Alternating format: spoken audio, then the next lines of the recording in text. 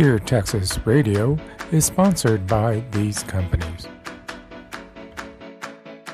Lone Star Book Festival is an exciting book festival to discover indie authors and publishers.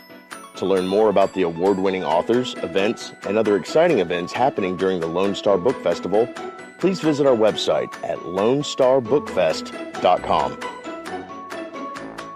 WingsPress, 40 years as a true Texas independent publisher. View our collection of books at wingspress.com. From concept to casting, recording to post-production, Spoke Media is dedicated to creating a superlative listener experience.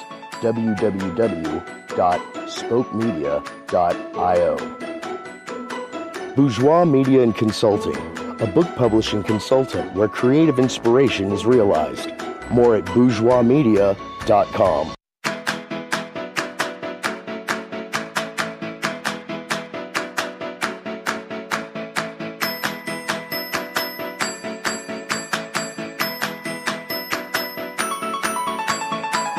You are listening to Dear Texas Radio, where we encourage Texans to drop everything and read. Your host for today is B. Allen Bourgeois.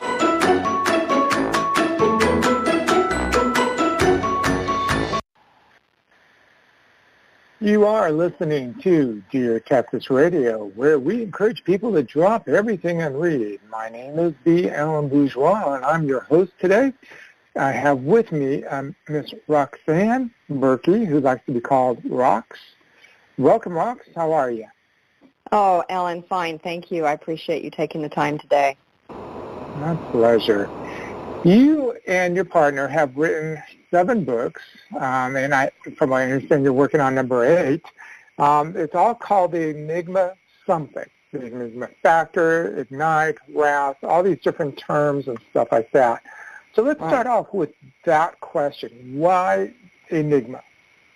And that's a great question. It actually goes to the heart of the entire series. So it actually calls on a little bit of history from World War II and the foundation of today's computers. They were actually based on a small device used in World War II by the Germans called the Enigma machine, which was a machine that was used to encrypt transmissions and was, in fact, stolen, borrowed, redispositioned so that the British could break the code of some of the different troop movements and military activities of the Germans. So we use that particular thing as a foundation for these today contemporary thrillers that are part of the Enigma series, Alan. Okay. So what made you guys start with creating this series? Well, you know, my co-author Charles Brakefield and myself have been working in technology for, in excess of 25 years. And so we've worked with computers as they've grown up and as they've become now the smart devices that people are so familiar with using today. And, people take technology for granted. They use it in their everyday lives. And I find as our young people get older and more adept at using the technology, they also get a little looser and freer with information. So one of the real reasons we wrote this series was to help make sure that people think about security with their devices, security with their information, and protect themselves to a degree from the hackers and bad people that are in this world, unfortunately. Yes, and there are definitely a lot of hackers that just seem to love play havoc on anybody and everybody. Exactly. So how does that really apply to your story here? I mean, it's a suspense thriller series. I mean, you've got all these things going on. So what is it you guys are trying to really not only educate, but maybe make people aware of? So it's a good point. So, we took the Enigma machine, and as it was being transported to Britain, some brothers got together and actually took a copy of the Enigma machine and took it to Zurich during the early war. And they were very young, very intelligent, from the wealthier side of the European culture, and they took this and they decided that they wanted to go against the Germans. And so over time they have this whole moral fiber of, we're going to protect people, we're going to protect their financial resources initially, was their primary focus, and then they evolved and grew to the point where they wanted to protect all of the information. So there's a core group called the R group, which is the family that took possession of the Enigma machine and built today for them, the equivalent of a supercomputer. And so they use this to gather knowledge and information across the world. They also help support what I would consider the good guys in the world, whether it's the, three-letter agencies of the United States or Interpol. They do contracts for government kinds of agencies to help flush out the bad guys. So our basic premise is that these are good guys. They have strong moral fiber. They do want to make certain that hackers and bad guys and thieves and thugs and identity stealers don't get a foothold in our world. And so they actually do combat from a technology perspective. One of the things that we did specifically with the Enigma gamers is we took a subset of the characters from the series, one of them being an original member of the R group, which is Julie, and her new husband, and they created their own cybersecurity business. And that's where the new thread of the story really takes off in the current Volume 7, The Enigma Gamers. It's called A Cat's Tale because this cat's team is really part of a cyber technology team. And actually it's called Cyber Assassins Technology Services. Is that right? Well, yes. I mean, that's their formal name. And one of the things that's very fun in this series is we do a lot of our own special terms, cats being one of those terms. So we kind of have fun with it. We want people to have fun. We want them to be aware of the good and the pitfalls of technology, and we want them to be thrilled. Bottom line, we like telling fun stories. Okay. So how did you come up with cat? With cat itself? Yeah, the terminology cat, C-A-T-S. I mean, what possessed to... In one of the earlier portions of the stories, Julie actually is a cyber assassin person, and so she was the original.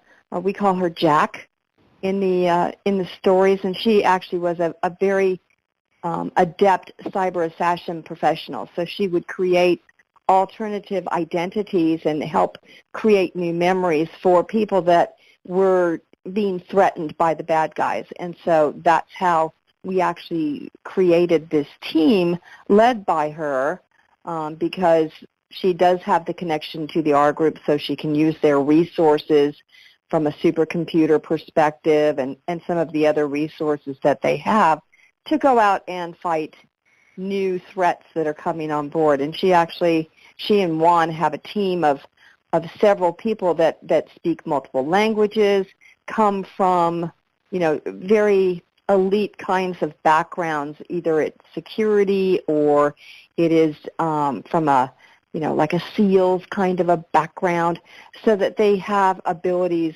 to work in multiple areas and on multiple fronts.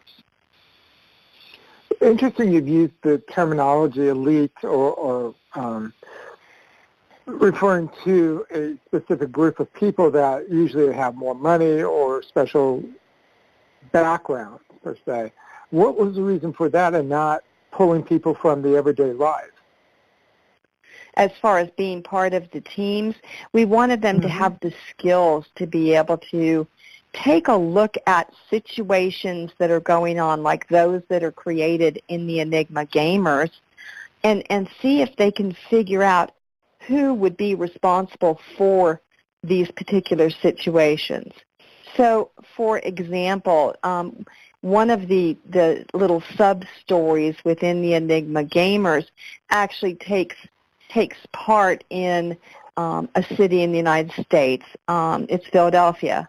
And somebody's doing a picture on a bridge. They're doing a selfie, which is something a lot of people do today with their smart devices.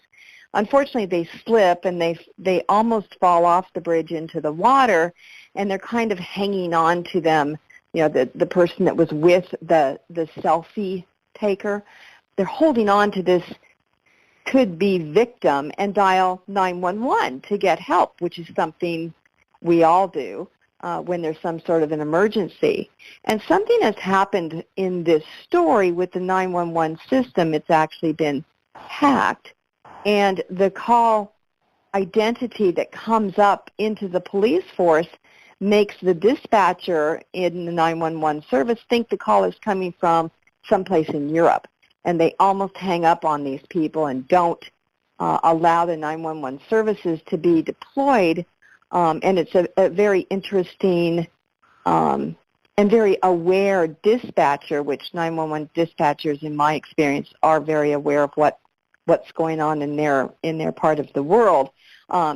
Extracted some additional personal information to make sure and have the ability to deploy a resource to help save the young woman's life. And so it's, in this case, this little sub-story is how could someone hack into a 911 system and change the location, the geolocation of where somebody is calling from, because we just don't really think things like that could happen to us. We kind of think we're above all of that, when we pick up a phone and we dial 911, we expect to be connected where we need to be connected. And sometimes there are hackers that don't permit that kind of base activity. So there's like 7 different little sub-stories that the CATS team goes off in this book to find out who's responsible for all of these missteps and misdirections and inflection in how people should behave. Okay. So in any of these, is there a conspiracy theory going on in the back of everybody's thought process, or are you trying to avoid that being presented?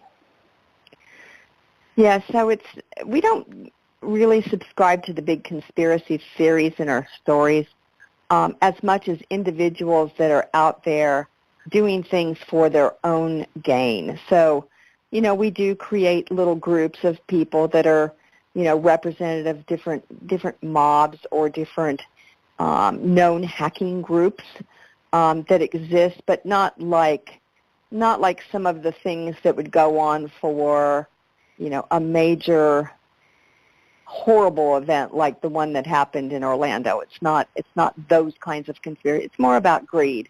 It's more about people wanting money and power, and if they have to use technology to be able to do that and take people unsuspecting, then fine. It's just a different mindset. Okay. We're going to step away for a quick break, and we will be back, and we'll go into a little bit more detail about this current current issue, the Enigma Gamers, which is volume 7 of the series, and we'll be right back. Dear Texas would like to thank our sponsors, EBG 247, where you can find ebooks galore 24 hours, 7 days a week at ebg247.com. Black Rose Writing, a Texas-based publisher that values a personal connection with our authors. Please visit blackrosewriting.com for more details. John Hardy Publishing, an independent Texas book publisher. johnhardypublishing.com. Texas Authors Institute of History is the only museum in the country dedicated to a state's author group. You can learn about past Texas authors and their books, along with new and exciting authors that write in a variety of genres. To learn more, please visit our website at texasauthors.institute.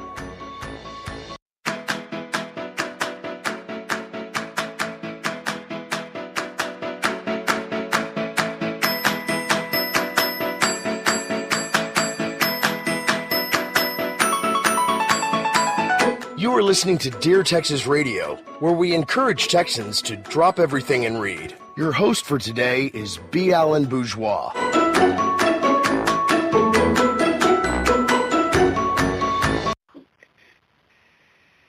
Welcome back. You are listening to Dear Texas Radio, where we encourage people to drop everything and read. Just don't break it.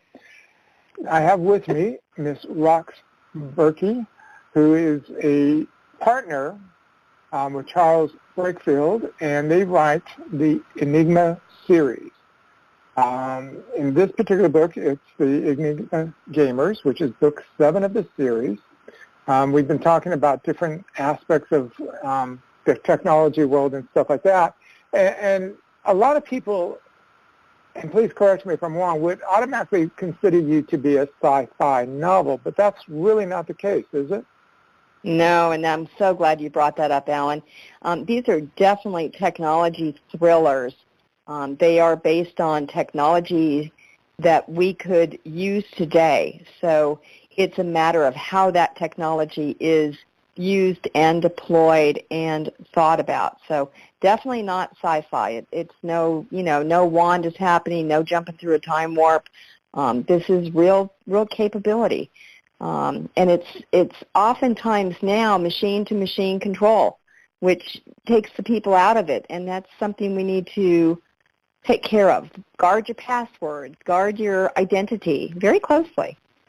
And I guess that's the overall moral not only of this particular story, but the entire series.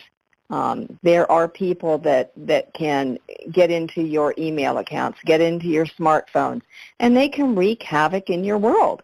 And so that's really how we kind of come up with these stories, is things that we have seen. We have been involved in security. We've been involved in hacking. And it's something that, the normal everyday person using their smart devices just thinks they're immune to it, and they're not. Mm-hmm. And I fully understand that. Not only have I had my ID taken recently in the last year, but just more than recently in the last few days, somebody hacked my Twitter account. So I can see all this happening.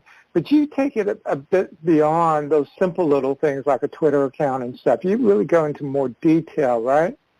We do, and we try and do it in a way that's very digestible. Technology can be complex for people to listen to and understand, and we don't want folks' eyes to glaze over when they're reading the story thinking, oh, it's too complex and there's too much technology. So that's why we weave in, there's romance aspects within here. Certainly nothing that would be, outrageously romantic, but as one of my test readers has stated, it's very tasteful romance.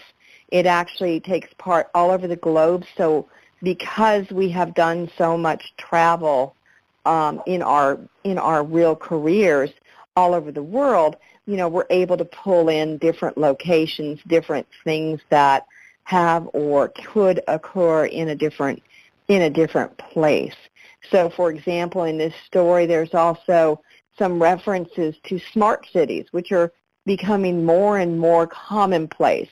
Smart cities are where you have technology that kind of takes care of itself. It does everything from tells you where you can park in a parking place, in a parking lot, or it allows you to do certain things in a more automatic kind of fashion. If those things are disrupted, if somebody decides to, put some code into that, it can disrupt the behavior of something that was supposed to be very easy and beneficial for humans. And that's where this story really goes as far as its little subsets, is the integration of small little steps that actually, can hurt people. Gamers itself comes from something called gamification.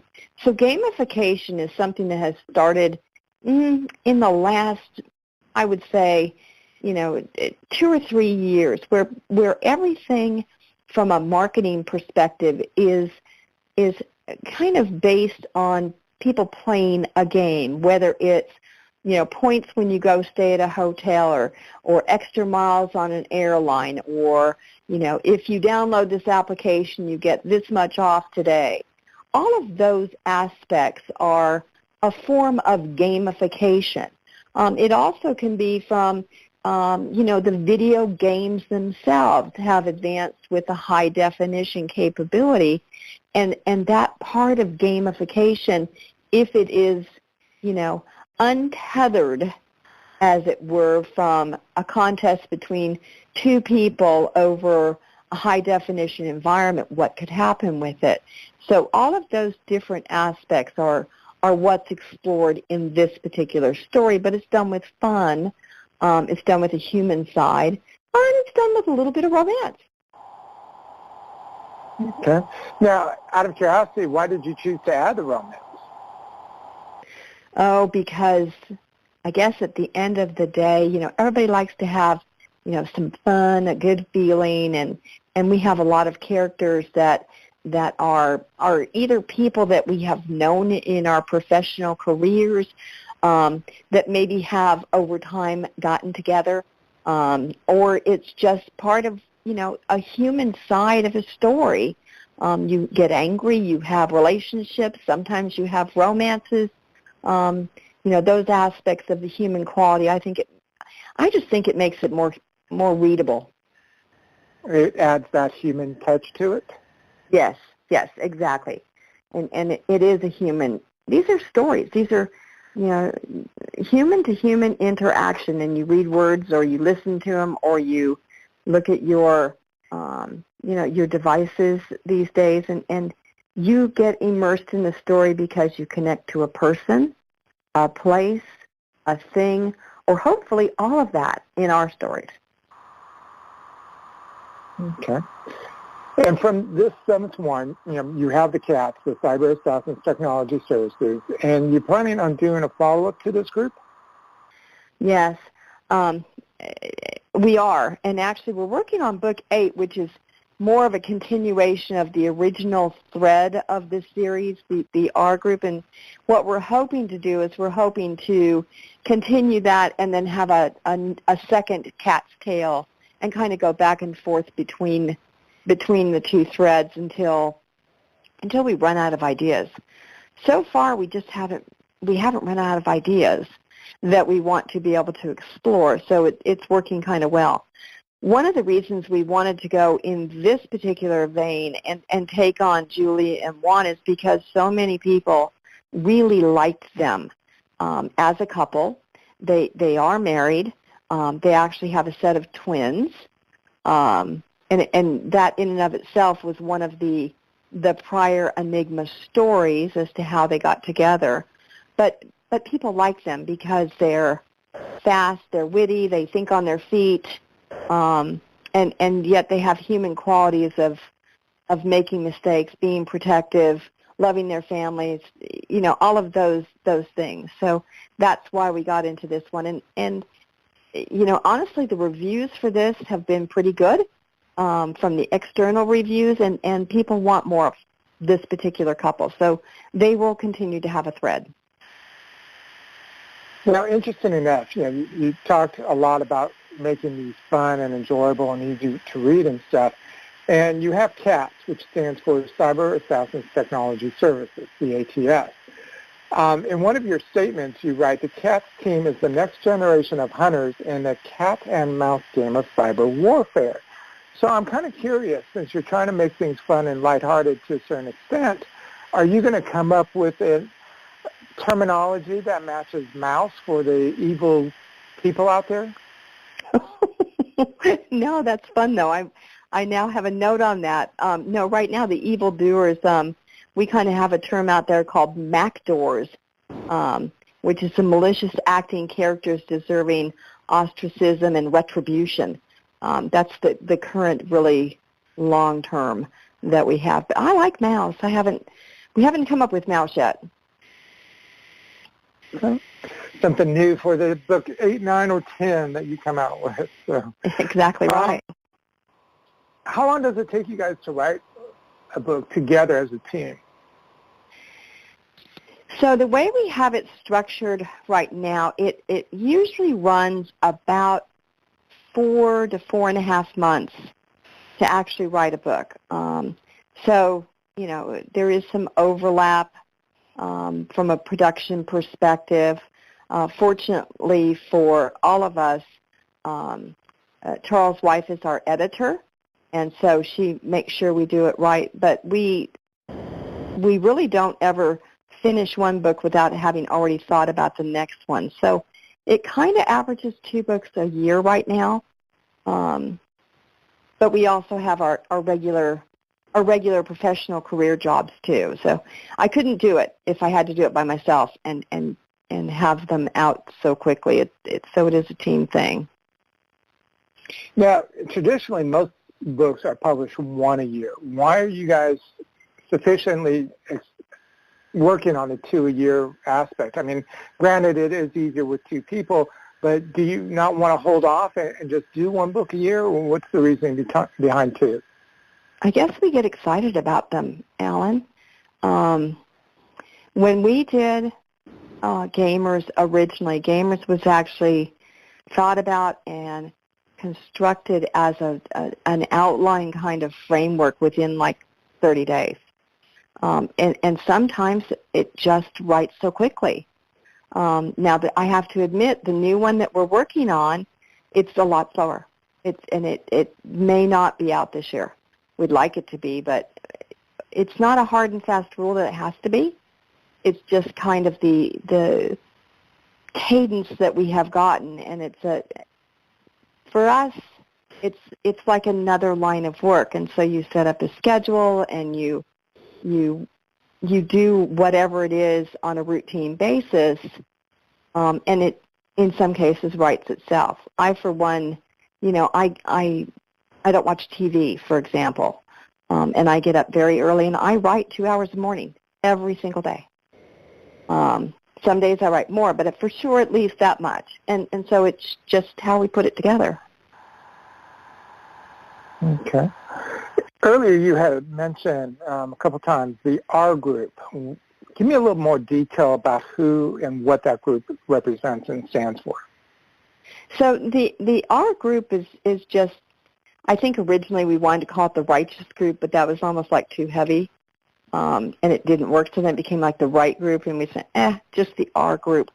So it actually was originally made up of those young men that escaped with the Enigma machine and built up the informational practice. And the core group itself really is the families. So, the grandfathers and the fathers and the children. So, like Julie is a grandchild of one of the original founders of the R group itself. So it allows it to be that multi-generational and yet a very closed kind of private family group.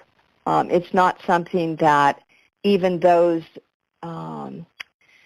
government agencies that have contracts with either the R group or work with the Gamers team really know the ins and outs of the family business. Privately held, privately owned, and very, very little information, if that makes sense. So we kind of keep them kind of quiet, kind of hidden. But they're the good guy hidden. They have the white hats on, not the black hats. All righty. Well, we're almost out of time, so before we go, where can people purchase your book?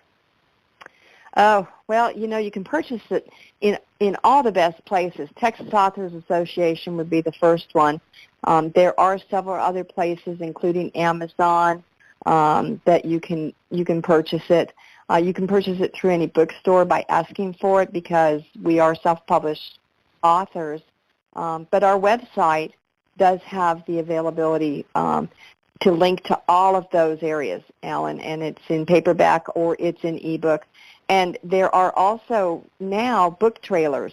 So they're less than 2 minutes videos that are associated with the first 5 stories, and the next one should be coming out soon. And that's www.enigmaseries.com. All righty. Well, I thank you very much for your time. I'm sure you want to get back working on that next story, but we wish you the best of luck. Thank you very much, Alan. I really appreciate your time today. Lone Star Book Festival is an exciting book festival to discover indie authors and publishers. To learn more about the award-winning authors, events, and other exciting events happening during the Lone Star Book Festival, please visit our website at lonestarbookfest.com. Thank you for listening to Dear Texas Radio. To learn more about Dear Texas and its literacy programs, please visit their website at deartexas.info. I am Alex Anthony, your announcer. Have a great day.